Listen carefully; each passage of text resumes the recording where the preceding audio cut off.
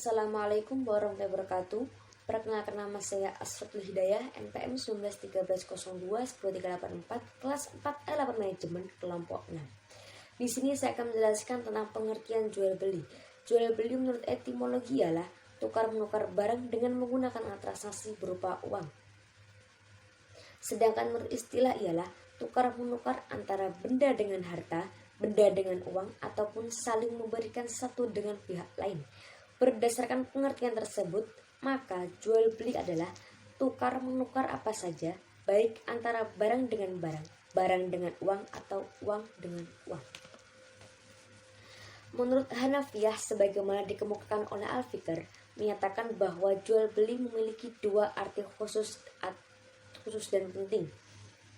Yang pertama khusus, yaitu jual beli ialah tukar menukar benda yang dua mata uang emas atau perak dan semacamnya.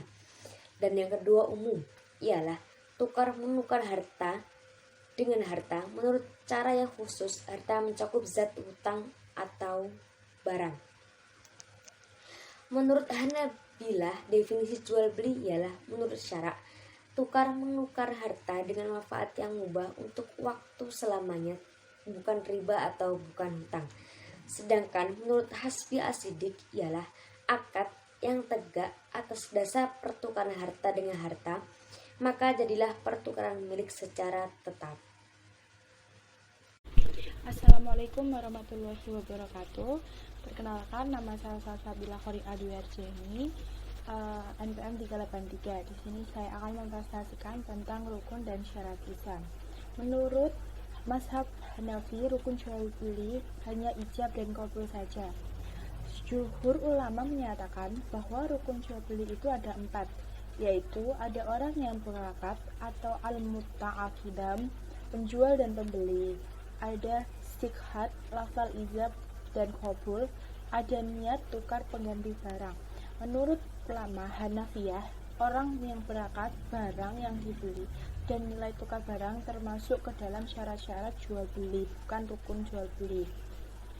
Syarat yang berakal, jual beli yang dilakukan anak kecil yang belum berakal dan orang gila hukumnya tidak sah. Yang kedua, yang melakukan akad itu adalah orang yang berbeda, artinya seorang tidak dapat bertindak dalam waktu yang bersamaan sebagai penjual sekaligus pembeli.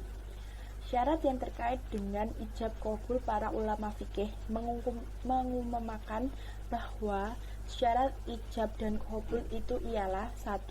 Orang yang mengucapkannya telah baligh dan berakal. 2. Qabul sesuai dengan ijab.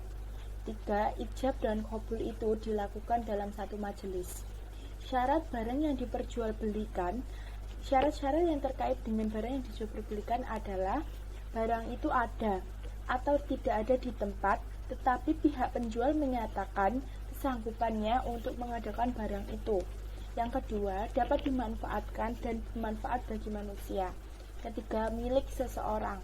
Keempat, boleh diserahkan saat akad berlangsung atau pada waktu yang disepakati bersama ketika transaksi berlangsung. Syarat nilai tukar harga barang. Untuk syarat nilai tukar atau harga barang diantaranya: 1. Harga yang disepakati kedua belah pihak. 2. Apabila jual beli itu dilakukan dengan saling mempertukarkan barang al-mukhayadah, maka barang yang dijadikan nilai tukar bukan barang yang diharamkan syara, seperti babi dan khamar. Berdasarkan syarat umum di atas, jual beli dianggap sah jika terpenuhi syarat-syarat khusus yang disebutkan dengan syarat ijab dan qabul sebagai berikut. 1. Orang yang mengucapkan telah baligh dan berakal. 2. Qabul sesuai dengan ijab. 3. Ijab dan qabul dilakukan dalam satu majelis. Pada zaman modern, perwujudan ijab dan qabul tidak lagi diucapkan, tetapi dilakukan dengan sikap mengambil barang, membayar uang dari pembeli, serta menerima uang dan menyerahkan barang tanpa ucapan apapun. Contohnya, jual beli yang berlangsung di pasar swalayan. Dalam fikih muamalah, jual beli semacam ini disebut dengan bai al-mu'attah. Namun Jumhur ulama berpendapat bahwa jual beli seperti ini hukumnya boleh jika hal itu sudah menjadikan kebiasaan masyarakat. Dapat disimpulkan sebagai berikut. Ada barang yang dijual belikan, barang yang ada di dalam kekuasaan pemilik atau penjual, dalam arti milik sendiri. Barang yang jelas zatnya, ukuran, dan sifatnya, dapat diketahui sifat, zat, dan ukurannya. Barang yang dapat diserahkan, suci bendanya, bukan merupakan barang yang najis atau haram. Hukum jual beli. Dasar hukum jual beli ada dua, yaitu Al-Quran dan As-Sunnah. Pertama adalah Al-Quran. Dalam Quran Surah Al-Baqarah ayat 275, Allah menjelaskan bahwasanya Allah menghalalkan jual beli dan mengharamkan riba. Quraisy menafsirkan ayat di atas dalam bukunya, yaitu jual beli adalah transaksi yang menguntungkan. Keuntungan yang pertama diperoleh melalui kerja antar manusia. Yang kedua yang menghasilkan uang bukan kerja manusia, dan jual beli menuntut aktivitas manusia. Riba adalah salah satu kejahatan jahiliyah yang amat hina. Yang kedua adalah as-sunnah. Dalam hadis Rasulullah SAW juga disebutkan tentang diperbolehkannya jual beli, sebagaimana hadis Rasulullah yang menyatakan dari Rifa'ah bin Rafi'i radhiyallahu anha bahwasanya Nabi SAW pernah ditanya pekerjaan apa yang paling baik, maka beliau menjawab pekerjaan seseorang dengan tangannya sendiri dan setiap jual beli yang baik. Hadis riwayat Al-Bazar dan dianggap sahih menurut Hakim. Assalamualaikum warahmatullahi wabarakatuh. Perkenalkan, nama saya Ririn Novitasari, NPM 363 dari kelompok 6. Di sini saya bertugas untuk menjelaskan tentang macam-macam jual beli. Jadi di sini kita melihat dari sisi objek dan sisi subjek jual beli ya. Ditinjau dari sisi benda yang dijadikan objek jual beli itu ada 3 macam. Yang pertama, jual beli benda yang kelihatan, yakni pada waktu mengerjakan akad jual beli benda atau barang yang diperjualbelikan itu harus ada di depan penjual dan pembeli, dan hal tersebut sangat lazim dilaksanakan oleh masyarakat umum. Yang kedua, jual beli yang disebutkan sifat-sifatnya dalam perjanjian, yakni jual beli salam atau pesanan. Jual beli salam atau pesanan merupakan jual beli yang tidak tunai atau kontan. Pada awalnya meminjamkan barang atau sesuatu yang seimbang dengan harga tertentu. Maksudnya ialah perjanjian sesuatu yang penyerahannya barang-barang itu ditangguhkan hingga masa-masa tertentu sebagai imbalan harga yang telah diputuskan ketika akad. Yang ketiga, jual beli benda yang tidak ada serta tidak bisa dilihat, yakni jual beli yang dilarang oleh agama Islam. Sebabnya barang-barang itu tidak pasti atau masih gelap, sehingga dikhawatirkan barang tersebut diperoleh dari hasil curian ataupun barang-barang titipan yang nantinya memunculkan kerugian di antara pihak-pihak yang terkait. Dari segi objeknya, jual beli dibedakan menjadi 4 macam. Yang pertama, bai al-muhayyadah, yakni jual beli barang dengan barang atau yang lazim disebut barter, seperti menjual garam dengan sapi. Yang kedua, bai al-mutlaq, yakni jual beli barang dengan barang lain secara tangguh atau menjual barang dengan saman secara mutlak seperti dirham, dolar, atau rupiah. Yang ketiga, bai al-syarq, yakni menjual belikan saman atau alat pembayaran dengan saman yang lainnya seperti rupiah, dolar, atau alat-alat pembayaran lainnya yang berlaku secara umum. Yang keempat, yaitu bai as-salam. Dalam hal ini, barang yang diakadkan bukan berfungsi sebagai mabi, melainkan berupa dain atau tangguhan, sedangkan uang yang dibayarkan sebagai saman bisa jadi berupa ain, bisa jadi berupa dain, namun harus diserahkan sebelum keduanya berpisah. Oleh karena itu,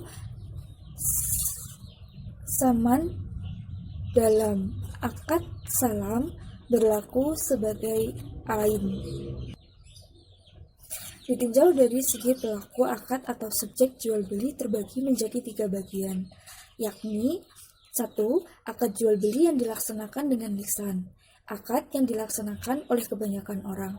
Bagi orang bisu, diganti dengan isyarat yang merupakan pembawaan alami dalam menampakkan kehendak dan yang dipandang dalam akad ialah maksud atau kehendak dan definisi, bukan pembicaraan dan pernyataan. Yang kedua, penyampaian akad jual beli melewati utusan, perantara, tulisan, atau surat menyurat. Jual beli seperti ini sama dengan ijab kabul dengan ucapan.